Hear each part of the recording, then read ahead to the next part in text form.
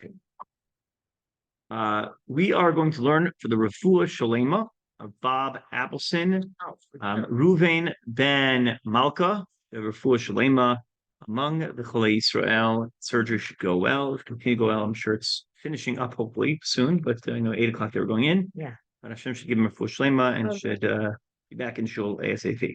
Amen. Okay, so page Ayin Reish Hey, which is really not Ayin Reish Hey, it's really supposed to be Reish Ayin Hey, but we changed around the letters because that would spell Ra'ah, evil. So they read it as Ara. Oh. Right. Whenever in the old Svarim, even the previous page was Reish Ayin Daled, they wrote A there because Ra'ad means like an earthquake. So they wrote A there, which is like a flock. And then so you're gonna so if you're telling people what letter you see it, you would know it. So it goes from, and even Ra'av, which means famine, was changed to Erev. And then here you have Ra'ag, which is fine. There's no bad word like that. And so this is the way it is. Okay. And then Ra'u is, we're back to normal letters again. So page Reish Ayin Hey or Ayin Reish Hey, Kashrus Ha'eruv. The kashrus of the air, what he would do by Eruv. Now, Mesiraso Shalarav Zatzalitikuno so Shal Eruv Haisat Mal Umav. His sacrifice, his dedication to the Eruv was above and beyond. The Erev Shabbos Hayayotz the Sivu Siviv Ha'ayara Imrechav. He would go on his car around Erev Shabbos viewing the Erev. This is done by people in our community. We have a team. If you want to get involved. Did it every week in Charleston. Yeah. Well, in the smaller communities, it falls on the shoulders of the rabbi. One of the pleasures of being in a community like ours is like kashrus. I have a kashrus agency, and we hire those people. Yeah, and then did everything there. Yeah, it's not easy. No. Rav Shechter tells a great story about a colleague, or someone who was in smicha with him, and he says that they were looking to place young rabbis as they got out of smicha. And he says there was a young guy, and he didn't know that much, and I was very upset, and he got placed in this community, and I didn't. I didn't understand because he wasn't such a Talmud Chacham relative to Rav Shechter. I'm sure everyone's like that, but he was upset. And he said, and then a few years later he wanted to build an Eruv, so he sent up to New York. They brought an expert down. They built an Eruv. They wanted to make a mikveh. They brought an expert down. They built a mikveh. Kashrus agency. They started community, a school. They started, and he built a whole Jewish infrastructure. And here I am teaching a class that would learn from anyone. And he starts to cry. Rav starts to cry when he says that story. Yeah. So every time. So we sometimes try to figure out who that rabbi is. I think I know what I'm going to say. Okay. So but that story is a great story, and it's really about the Mesiras Nefesh of rabbis in smaller communities, not the large ones like where I am. That really the work they do. Erev Shabbos Yotze the Siv. If you would go around, Saviv Hayara Im Rechev Bechdei Livado Kilo Ira Chalila Psul Kol Shabei Eruv. You have to know, did a wire fall? Did a lechi get knocked down? Something happened, right? Gam Bechorif in the winter, Kasher Kruch Haya Sivuv. Bidvosus boats v'shluliot hamayim shenikavu svivut hayara. Even when there was mud and other stuff that would prevent you from getting around, because these communities did not have built-up roads. Lo nirta hikbid ala siur be'aravei shavasos. He would be makbid on this trip, this tiul that would go this tour on Erev Shabbos. And whenever he would find a need for a fix. Every couple of weeks we have a fix here. Happens almost regularly. We had the other day there was tons of construction along the McCormick Canal, so I called up the person who's involved, said watch out, they're doing construction, and it happens quite often. Or they're tearing down a fence. They're doing they open up a gate by the train station. These are all things we have to watch out for. So when it would happen, Azos of Mesiras Muchletas. Avrech Korav Yodea Lesaper Al Oso Yom Shishi Bo Eit Kaima Al Yosef Shalgon Yitzchak Hutner. So there was one of his close Avrechim, I guess, to tell a story about an event on a Friday. Hit Kaima Halavioso, the Levaya of Rabbi Yitzchak Hutner's itself. Hutner, the Pachad Yitzchak, passed away. Asher Shav El Beiso Samach Lechnisas Shabbos. When we returned to his house on Erev Shabbos, V'gila Bo Hisoru Sheila Odot Kashrus Shel Erev. Bo Anu Yotz Matakas Erev. Jump up and say, you gotta go fix the Erev. Pana Eloso Avrech Asher Lo Yachol L'Sarev Yitztaref L'Mshicha B'Shah lo shigratit. So regardless of how late it was, he would jump up with enthusiasm to go and partake with the rabbi in this Erev Torah. Used to take us about oh thanks now. You say I like to be maximum abrasive. It used to take us about 3 hours. We would say we'd text the rabbis go, let's go for a 3 hour tour. 3 hour tour. So we'd write it twice. Shabbos Harishona Lakuna. So Kiraba Shel Kilas Ofakim, and also when he became the first Shabbos when he was inaugurated as the rabbi of Ofakim. No dalo regaim sipurim lifnei knisas Shabbos Surim rather several moments for Shabbos. Abaya Shisor Erev, they would find out about something that came to the Erev moments for Shabbos. Benakuda Misyamet in a specific point. Twice Shabbos he would run out wearing a Shabbos clothing, Natal Sulam al Ketevav carrying the ladder on his shoulders. Uvishu Rachov al Zug Ofanayim riding on against his bicycle, his famous bicycle. Mir Lachush El Moked Habaya Lutapelba Ba'ofen Asher Yachshir Erev in a way that would fix the Erev Nechel Shabbos, preventing violation of Shabbos at Ofanayim. Na'alatz Lahotir Makom Atikun. I guess he would leave the bike wherever he would fix it. Machar Far Lois Ashos Beyond there was no more time left in the day to get back. So he, last minutes for Shabbos, he ride over there with the bicycle, leave the ladder, leave the bike there. Lois Ashos Beyond Lashuvi Mam Elesa Ulam Lo Abakaf Kedei Lania. So Lanio Milasos is a Nidrash Bechtesh Yehudim Lo Yichashlu Chalila Be'Isr Til Shabbos. So that Jews, God forbid, should not stumble in their violation of Shabbos. Yitzuyan, the responsibility for maintaining a kosher Erev lo al shichmo shel Rav Kila. Normally, it's not the Rav of the Kehila's responsibility. You would appoint someone specific, miuchad al nosei, which is what we did in our community. Almost every community, a lot of small communities don't have that privilege, right? Think about what zechus, what merit your son has for maintaining an Erev in the community. I don't have that. We built it, then we handed it over. Well, he used to have to completely rebuild much of it. Yeah. And then he expanded it so that it would include more tourist areas. Fantastic. He loved that. No, it's doing that work. That work was probably some of the most fun we've done. Yeah, we built up Eruv better, improved it. But handing over the reins, knowing you're relying upon greater people is really a privilege. Mordechai's in charge of it in Skokie, right? Apretsky, yeah. And we brought in Reese to upgrade our Eruv. So anyway, usually there's someone unique, someone specific who's appointed to the task. He says,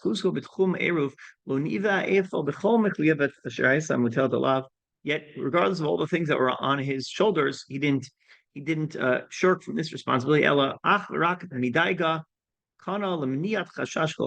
he cared about was this concern of violating the Shabbos Mazhirato, Shabbos Hamalka, and his zehirut, his alacrity when it came to the honor of the Shabbos queen, zehirut asher ba'ara keish batzmosav, that burnt like a fire in his bones. It wasn't just, he didn't just worry about the Eruv of the city of Avakim, kasher no dalo abayat be'eruv in shel arimacheros, when he would find out about other cities with similar problems. Bayot asher einan baot. They couldn't come up with an easy solution. Sometimes though, it's not so simple, right? You have to be creative, you have to use different structures, and you have to get permission from municipalities. The river and the sides of the river, and they had to dredge. It was a big deal. He had to get some boat from the university that would do sonar in the water. I mean, it is really tough. Now, the problem is we have a benefit because we have water. So the issue is that you have to have a wall or a natural wall. So if the water level suddenly drops 10 tvachim, like 40 inches in one shot, that's great. It's a wall. But most water levels kind of taper, right? As you go in, it gets deeper and deeper. So the wall would not be steep enough. It has to go 10 tvachim in the course of 4 amos. So there are tools we could design to measure that. It's hard to measure that, right? You have to remember geometry a little bit. But measuring that in the water is even harder. And then maintaining that, because sand tends to erode. So how do you do that? So what we do by the canal, McCormick, is we have a fence. We don't bother. because we don't know if it's as steep the whole way, and so it's not worth it. So we just have all we do is we have a fence that goes across the way, but you can't put a fence by the ocean. I assume This was a river. but you usually can't put a fence by a river either. You know, here in Skokie they don't want kids falling in there. There's a lot Actually, small. here they don't actually care about the kids. Here it's they don't want homeless people sleeping under the bridge. They don't want the homeless. Under the bridge part is where they have under the bridge is where they have like an area that's comfortable and you don't have snow and rain. Yeah. So they put a fence the whole way up so no one can sneak under there and sleep. They still go there. Yeah, of course they do. So there's always a hole in the fence right by the bridge. Is that a problem then for the union? No, because it's not a big enough hole. Okay. But we fix it. If we find it, we fix it. Yeah. Mm. So So somebody's stuck on the other side. Yeah. they'll be okay. All those poor people. Yeah. It's terrible. Yeah, it's horrible. It's a hard thing. We should really mental illness is a tough thing and we Yeah. should try to figure it out. Okay. Anyway, let me go find there. Horrible person, I know. But I think that a lot of those cases come down not to just homelessness that could be resolved if we just gave out more money, but we have to tend to the actual causes behind homelessness, I not agree just. with you. But all right. Anyway, once it's on hulo dog rakla erev. So he wasn't just worried about his erev, he was worried about all the erevin, and as a result, when he would find a psul muchlat, a certain problem. Uvda asher yesh ba kedei ligrom michshal yodim, or something that would cause a stomach block. He didn't know if his involvement would achieve its goal. Ulam davar acher boror l'mayla mikol safek. Haisol ichfatiot chedet klape noseir. He had a unique responsibility and expertise to go to try to resolve it. Kasher hu mitzido asel kol ishtabu lidog tituno kol makom. He thought that at least let me try. So usually people don't even look beyond their own city's limits, but he was concerned about that. Mordechai is actually a person who gets involved with the Erevin beyond his own city, which is really nice. Yes. All right. Lemarot shishkia emtzayin. Kivirim v'tikune erev hulo iskim b'shum ofen le asher hakama erev b'pnimi toshekila hacharedit bovakim. I guess he didn't like the erev in the inner kila, right? Erev alav yuchlu gam hamachmir l'smo. Even if he didn't use it, he built an erev that those who are super machmir would rely upon. It's interesting, right? So some people have a personal hek, but they're not going to rely upon an erev because of all concerns. What if it falls, right? But they still feel the obligation to build an erev for everyone else, right? And Chabad is a sheet that doesn't use erev. They don't use erev. The men, right? The women push the babies, but the men don't use the erev. So but they want to support the kosher erev. Is it a mitzvah to build an Arab? Yeah, sure. It's a you don't I don't know if the mitzvah. I mean, there are brachos that are recited when you make different erev and erev tumen, etc. But you can live without it, right? But even if you could live without it, even if you live without it, people can't, and so you have a mitzvah to support the public. The Rosh has a tshuva where he talks about how important it is to go out of our way to build an erev for the community. So he says they'll do it. Betchila sirav lenamek siruvo ustam v'tan ki adavar eno efshari v'af hitchamek betonat shonat ulam la'achar lachatzim merubim no lazbiratim. Runa, he would explain after pressure. Kol od ein eruv kilatim milvad ha'eruv ha'iranim. There is no eruv outside the city eruv. Shebnei Torah enam mistamchem al eruv. We know that certain people in the Torah world don't rely upon this eruv. They can't go out in walks, little kids, on Shabbos. When people don't go around the streets, sometimes they'll do more, I guess, important things. Things that are more appropriate for Shabbos. Maybe they'll sit and learn, they'll sing a little bit.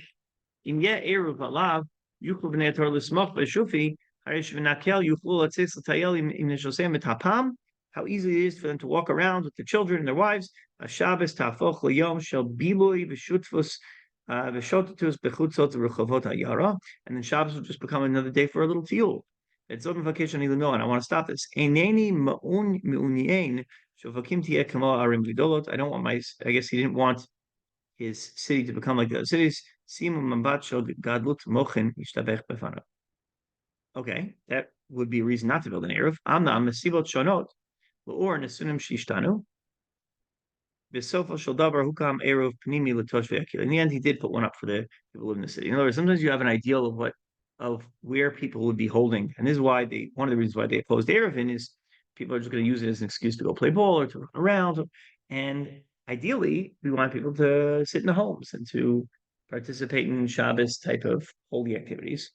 But at some point, you recognize the need to do it. These are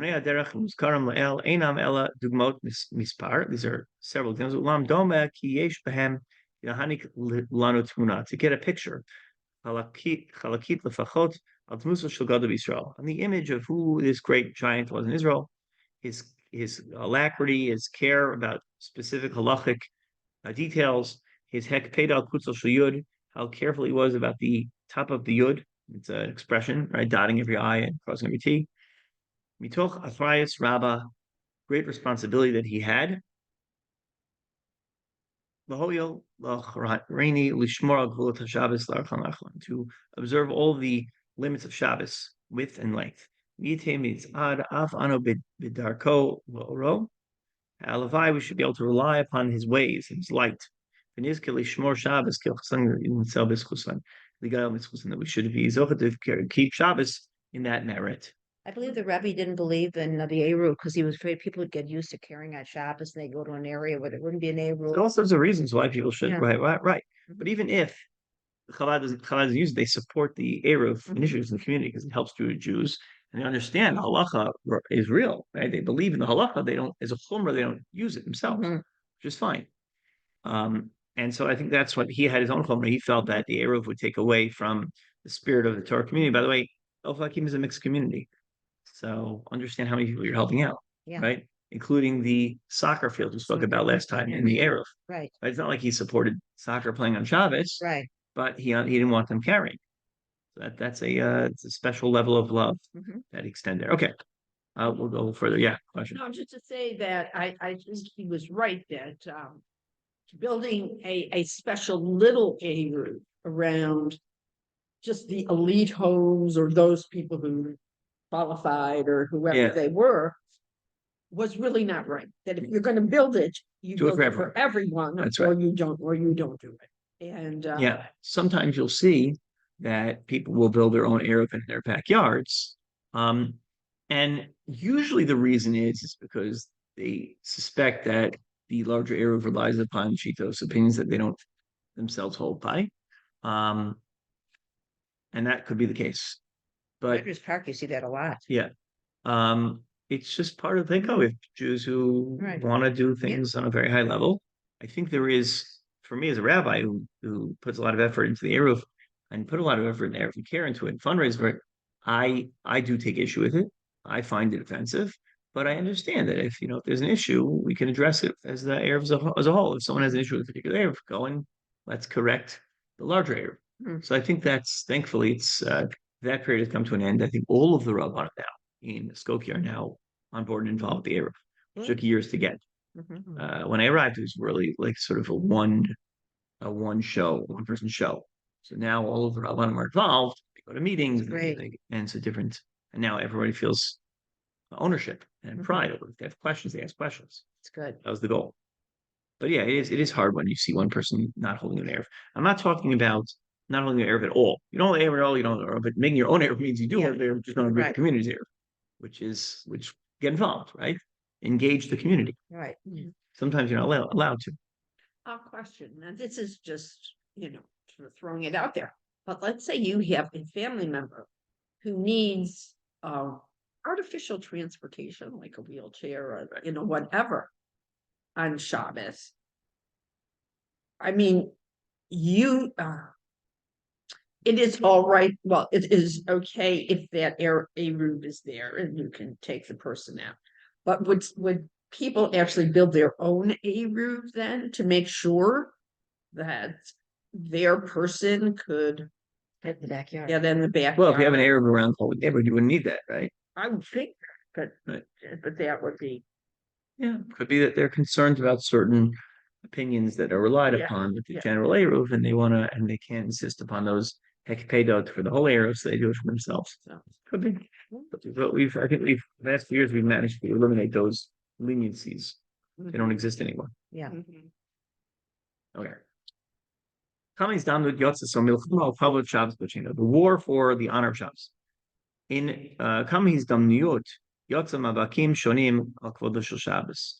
There were certain times in which there were struggles for the honor of Shabbos. In Komot Mehem Savarkim Nechutza Mach'ah Yav Asuya Lahavi Hotel. Do we have this inside? Fight for Yeah. Shabbos. Hekin calls the Akak Keneged Harom Sim at the Shabbos Kodesh Beregel Gava. Zos Mibli Chet Mibli Litchashev B'Muma. So what page are we up to? 309. 309. Let's see what it's saying here.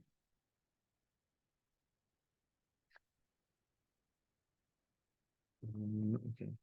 So protest in certain times, a mach'ah was going to be necessary and potentially productive. So he put all his considerations and fearlessly cried out against those who would trample on Shabbos Kodesh. At gishato b'nosei hamach'ah shel kvodo shel Shabbos hevi lidei bitoy b'izdanut kasher yizdamen lo lishmoa sicha ben shnei avrechem. You would hear a conversation between two young men in the Beit Medrash Yerushalmi. Asher echad mehem takaf es inyan havganut neged chilul Shabbos.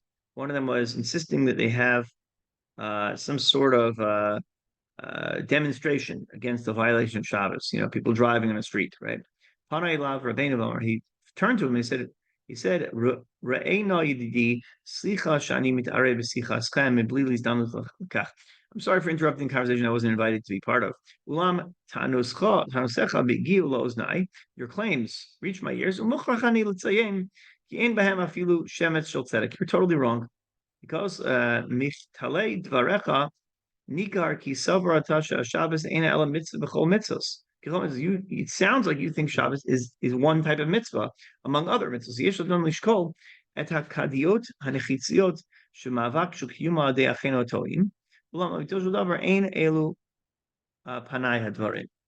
So I guess the guy who was against doing a demonstration, so he said to him, no. Shabbos is not like a normal mitzvah. Shabbos is considered something much more sacred than that. Shabbos ain't a stam mitzvah. Ella main ishiyut mitziot b'fnei atzma. It is its own entity, its own person. It's part of the Chazal. In many places, Tzidtu Asher Amra Shabbos. Shabbos, the Chazal speak about Shabbos as if it's personified. Shabbos said to God, right? Like the old poetry, they would say, and Tuesday said to Wednesday. No, Shabbos has a personality. Shabbos, Mashmos Adavar, Shabbos ain't a rag mitzvah. It's a mitzvah. It's a bria milchad. It's a creation that Hashem created. Mitzvah ruchnis. It's a spiritual entity. Mitzvah kayemet ba'alat ishiyut v'shalatzma. It has its own personality, and he talks about this in his book Shabbos Malkasa. That's the book that he wrote on Shabbos. Now, that's the case. When we honor Kasharon Kia, Kavoda Shel Shabbos Nitin L'Mirmas, we see the honor of Shabbos is being treaded upon, degraded. Kasher Shabbos Uchla Berej Gali V'Ofen Bota Umashpil, when it is being publicly and outwardly being disgraced. Oh, the goal is not to stop the sinner. Yes, stopping people from sinning is great. But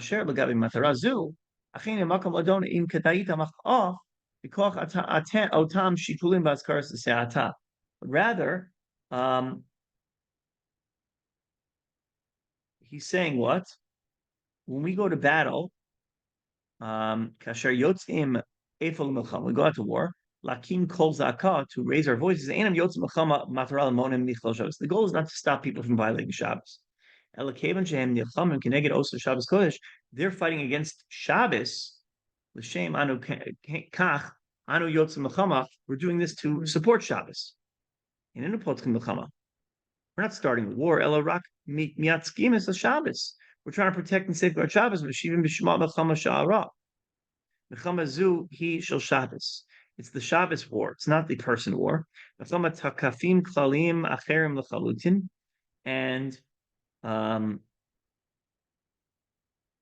there are different rules that apply by that kind of war. The whole question is, what will be the net benefit for Shabbos? Not will this person be sinning or not sinning, but what will happen to Shabbos Kodesh? If protesting will save the honor of Shabbos, great.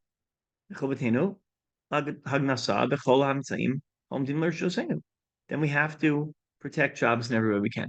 But if Shabbos is not going to be the result, then maybe that's not the goal of the protest, right? You don't walk around other mitzvahs yelling at people saying, do this, do this. Yes, there's Musar, there's Tochech, Tochios Amitecha. We have to give rebuke to our fellow man, and there are rules that apply to that. But this is not the same thing. This is the question as to whether we'll be successful or not is whether Shabbos will come out on top. That's the one question we should ask ourselves, right? Well, I think that if you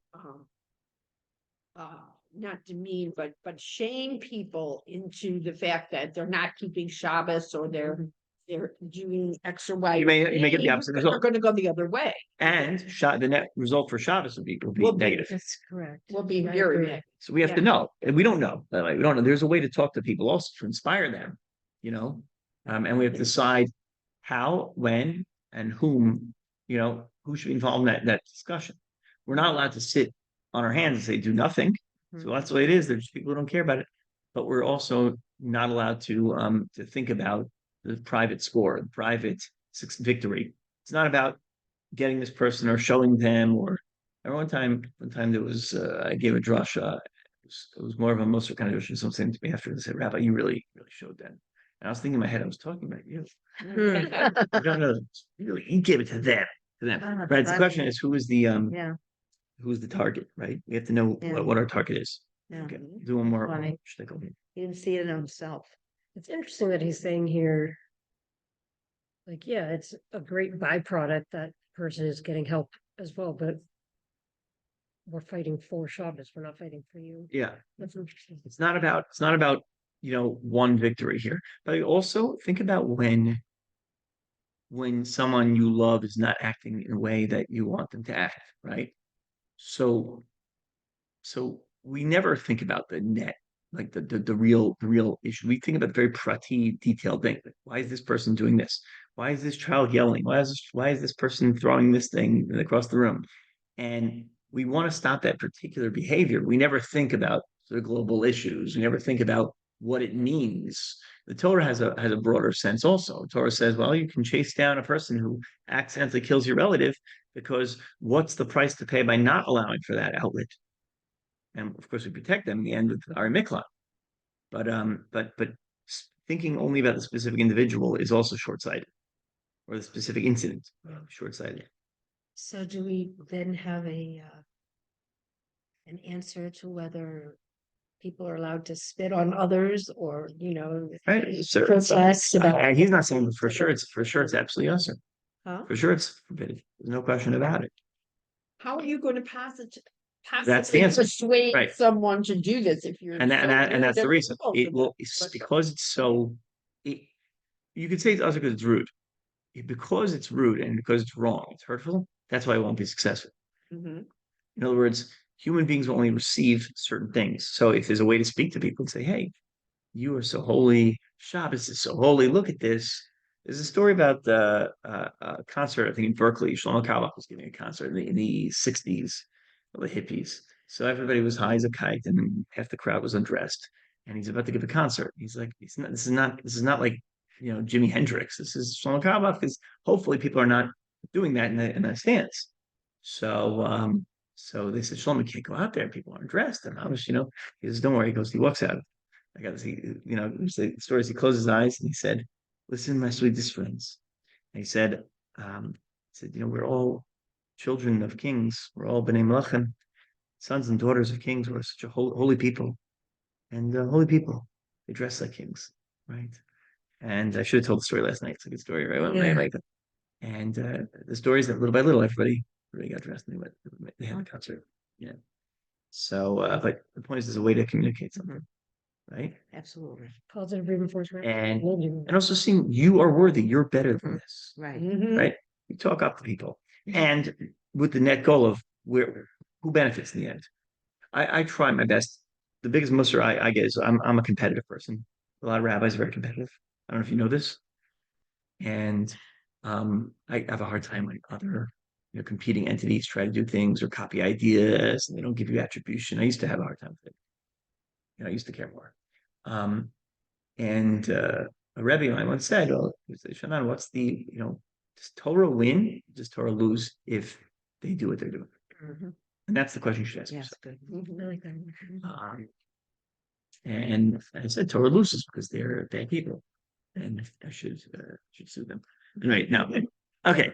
But, just as a personal example, my sister, who is totally non-observant, was in Israel, and she went to the Marilisses, I think that's their name, the people who Chicago. And she was amazed by what she saw there. And she was inspired by their generosity and the number of people who were there and so forth and so on. And there's been several other things that have happened, since then, where she's had a variety of Shabbos experiences. And I think the more you welcome people who don't do this, the more comfortable they feel with it.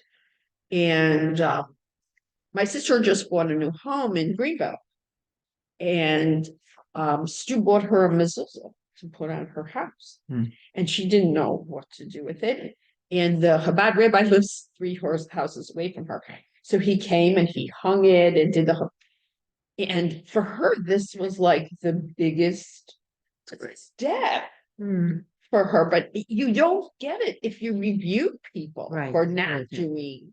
Or guilt us out. Or it's not going to work. You want to slowly, or whatever you're going to do, just make it seem like it's a good thing. Right. Chabad is really good at that. Yeah. Welcoming Building you people, up. accepting them. As opposed to taking you down. Yeah. Right. Yeah. They're also one of the most amazing things about Chabad. I heard it was one of the Shluchim conventions. One of the speakers, I think it was Reb David Lichtenstein from Headlines. He said that he's a big hedge fund stock market guy, but he also had a podcast, very popular podcast, and a big Talmud Chacham. And he was the headline speaker at the recent Kiddush Shluchims. And he said that you guys are the front line. So he told the story about basically some rabbi and his child was like off the derech. And what did he do? He called up the Chabad of that community. It's like you are our last line of defense for all of us. It's not just for the people. So it was very interesting the way you described them. That absolutely. I'm very connected to that spirit that talks to me a lot. All right, let's stop here, and we'll continue next time. Thank you.